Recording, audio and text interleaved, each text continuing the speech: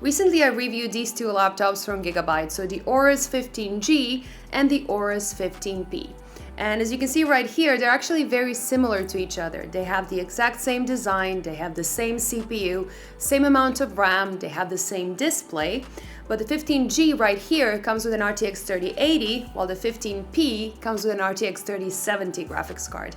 And when you put them side by side like this, it might be very difficult to choose which one to go for because they are both objectively very good laptops. So in this video, I'm gonna go over some of the differences between these two machines, and most importantly, today I'm gonna talk about which one of these two laptops makes more sense to buy.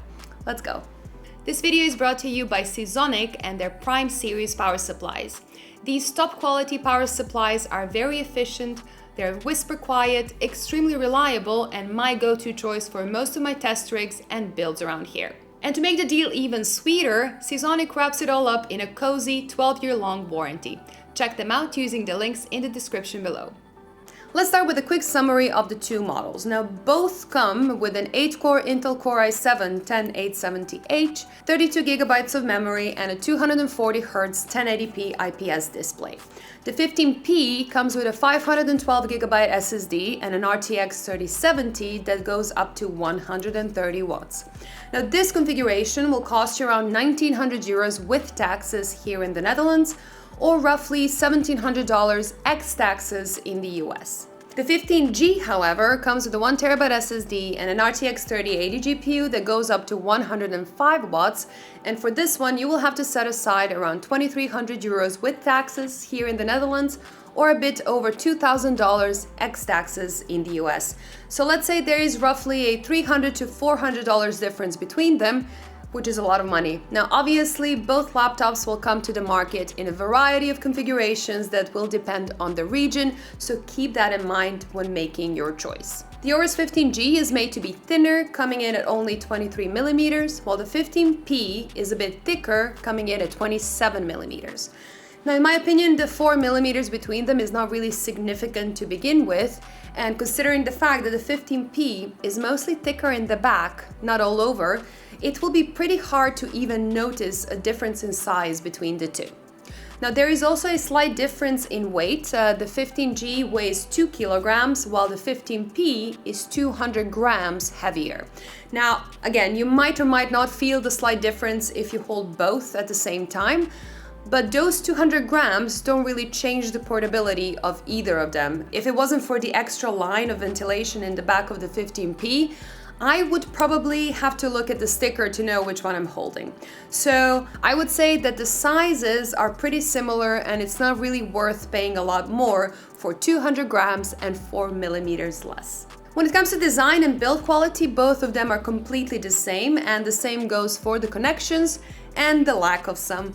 Again, both of these laptops are missing a Thunderbolt connection and a fast 10 gigabit USB port, which I would really like to see on a laptop in this price class.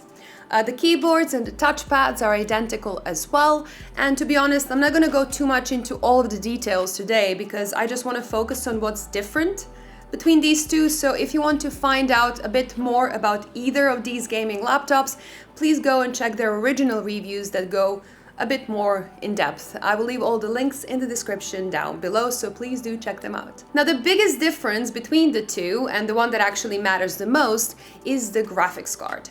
So the AORUS 15G is taking the same approach as most competing gaming laptops that are trying to be thinner by using a lower power GPU, and the slightly thicker 15P only goes up to an RTX 3070 but uses a higher power one. So the 3070 goes up to 130 watts, while the 3080 only boosts up to 105 watts, which means, while the more expensive 15G has the advantage of having more cores, the higher power limit of the 15P means that the clock speeds will end up a lot higher.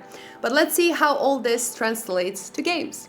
Now, some games work better with more cores, while other games work better with higher clock speeds. But in most of the titles that I've tested, we see that the extra power of the 3070 really pays off. On average, the cheaper 15P with an RTX 3070 is outperforming the more expensive 15G with an RTX 3080 by a small margin. Now, this doesn't mean that the 15G is bad. I think it's actually impressive how well the 3080 performs overall, and when compared to other laptops I've tested so far, it is actually doing extremely well. But as a gamer, you mostly care about all the extra frames that you can get, and in most games, the AORUS 15P is just faster. And then when you combine all these results with the fact that for higher FPS you have to pay $300 to $400 less, it is just clear that the 15P with the 3070 is the obvious winner here. And if you thought that a lot more power would cause a lot more noise and a lot more heat, you would be wrong, because both models actually show pretty similar thermals and pretty similar noise levels as well. The GPU does get slightly warmer on the 15P, but it is still within comfortable margins, so in my opinion, they're just pretty equal. There were a couple of other performance differences I found between the two that I want to talk about. The 15G generally seemed to offer a tiny bit better CPU performance out of the exact same CPU. Now, I'm not sure if this is due to a simple unintentional silicon lottery or the internal design paired with the 3080 is slightly more favorable, but either way, the differences is still too small to really consider it. And the same goes for the display. Now, both laptops use the exact same 240Hz IPS panel from Sharp, but the 15G did perform a little bit better overall with slightly better gamut, contrast, and brightness. Now, again, I'm not sure if this is just sample variance or if they're using better binned panels on purpose for the more expensive model. But again, these differences are so small and you will not even notice them if you put both laptops side by side, so it is not something you should worry about, and it's definitely not something that you should take in serious consideration. Now, the 15G also had a slight edge in battery life, lasting about half an hour longer in the Netflix test and about 20 minutes longer in PCMark 8, and that is enough to call it an actual difference, but since neither will allow you to work all day without a charger, I just struggle to really see the added value of the 15G.